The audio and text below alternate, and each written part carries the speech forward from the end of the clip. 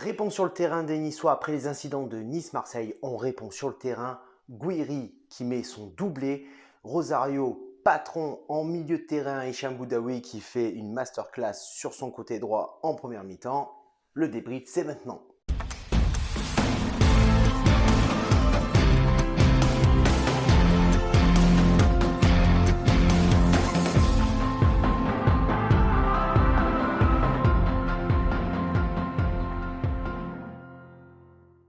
Bonjour amis qui sortent, on va sur le petit débrief de ce OGC Nice contre les Girondins de Bordeaux à l'Alliance Riviera. Stade à huis clos bien évidemment après les incidents de Nice-Marseille. C'était la sanction qui était donnée, la première sanction donnée par la commission de discipline de la LFP. Donc match à huis clos, tout concrètement. Un match où j'attendais énormément puisque c'était juste après les incidents de Nice-Marseille. Est-ce que Nice allait tout simplement rebondir sur une victoire, répondre sur le terrain, chose faite dans ce match. On n'oublie pas le partenariat avec Allo Rachat pour bénéficier de 10% sur tout le site internet avec mon code promo TonySa10 évidemment. Et dimanche, donc demain, je te ferai un live à 20h45 avec mon co-animateur LOL Piquioz ainsi que des invités prestigieux par leur qualité d'analyse des matchs, par leur qualité footballistique pour parler de l'OGC Nice et revenir sur le début de saison de l'OGC Nice. Les pronos gagnants, je te les affiche juste ici s'il y en a évidemment. Et on va commencer ce débrief et le coup d'envoi est donné par les Bordelais dès l'entame du match. Hicham Boudaoui, Daniel Ndoye est décalé côté droit. Il va centrer, Justin Kluivert saute plus haut que tout le monde de la touche de la tête. Et ça sort malheureusement une tête magistrale et surtout un arrêt magistral, un arrêt réflexe de Benoît Costil. Que dis-je? Le ballon est sorti. Non, le ballon était cadré et c'est un arrêt réflexe de Benoît Costil. Daniel Ndoye a été très intéressant dans ce début de match. Il décroche rapidement et déstabilise la défense bordelaise. Bordeaux a du mal à conserver le ballon. Bordeaux perd le ballon très rapidement et grâce à ça, l'OGC Nice, dès la 7e minute, Hicham Boudaoui, décalé sur son côté droit, va percer, va provoquer, va rentrer dans la surface de réparation, va centrer à ras de terre. Justin Kluivert, très bien placé au milieu, au centre de la surface de réparation, va placer son plat du pied et ça fait but. Justin Kluivert enfin ouvre son compte buteur et enfin étale un petit peu sa panoplie devant les buts adverses. Dans cette première mi-temps, tout passe par le côté droit au niveau niçois, c'est-à-dire que c'est la défense bordelaise qui est en difficulté sur les latérales droits de leur équipe. Pourtant, l'OGC Nice, après le but de Kluivert, cherche un second souffle. Ils sont très souvent acculés dans leur surface de réparation. Ils sont dangereux aussi dans le camp niçois.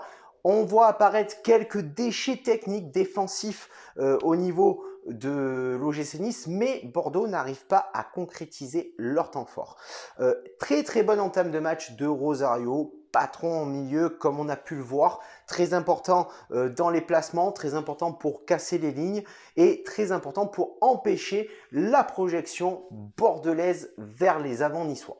L'OGC Nice joue un cran plus bas au fur et à mesure de cette première mi-temps. Ils exercent une pression constante sur le porteur du ballon bordelais pour essayer de récupérer le ballon un petit peu plus haut et se lancer en contre-attaque. Bordeaux presse, récupère le ballon très haut, se trouve dangereux devant le camp niçois, mais le fameux dernier rempart, Walter Benitez, s'interpose toujours et garde ses cages inviolé pour le moment. Il joue son rôle à fond. Nice reste tout de même propre défensivement. 33e minute, contre-attaque de l'OGC Nice. Justin Kluivert récupère le ballon en milieu de terrain sur une superbe passe. Il va le remonter tout le terrain, va fixer les défenseurs puisqu'il n'est pas attaqué. Il va pouvoir avoir le temps d'ajuster sur le côté gauche. Amine Gouiri qui va se décaler, Amine Gouiri qui va recevoir le ballon, qui va frapper et qui va faire le break dans ce match. Ça fait 2-0 pour l'OGC Nice.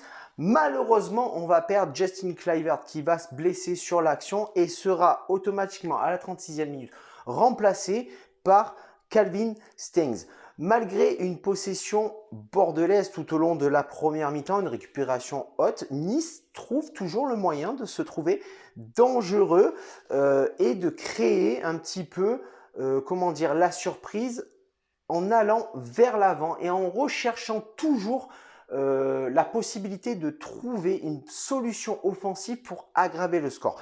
41e minute, Amine Gouiri sur son côté gauche, encore une fois, va provoquer. Koscielny est sur ses côtes, il va faire faute dans la surface de réparation. Pénalty sifflé par l'arbitre du match.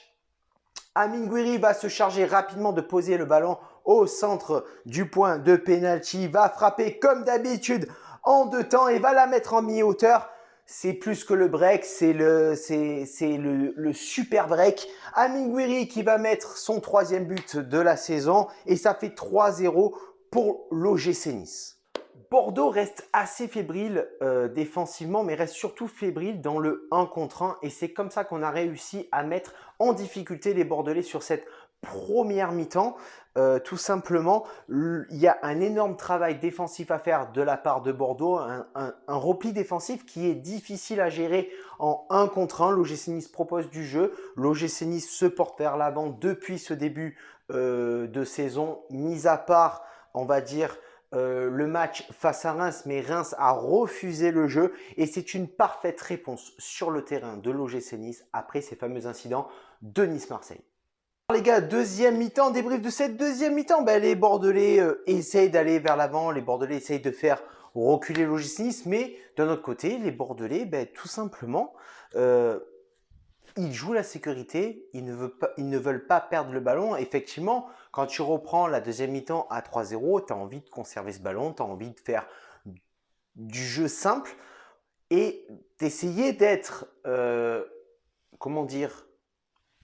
efficace offensivement. Sauf que les Bordelais n'arrivent pas à faire ça parce qu'ils prennent aucun risque de peur de perdre le ballon et de se faire prendre en contre-attaque par l'OGC Nice, tout simplement. Ils n'arrivent pas à casser les lignes, ils ne veulent pas perdre le ballon et ça n'arrive pas à aller vers de l'avant pour Bordeaux. C'est un jeu très stérile, une possession de balle très stérile de Bordeaux. On voit que l'OGC Nice a quand même une volonté de laisser le ballon aux Bordelais et les Bordelais empêchent l'OGC Nice d'aller vers l'avant en contre-attaque en gardant le ballon et en essayant de le conserver pour éviter de prendre à nouveau des buts dans cette deuxième mi-temps. Et est-ce qu'on doit à un moment donné parler de Dante, El Comandante, notre capitaine? Toujours le geste de sauvetage, toujours un pied pour dévier le ballon, toujours une tête qui va arriver pour que le ballon n'arrive pas dans les pieds d'un Bordelais et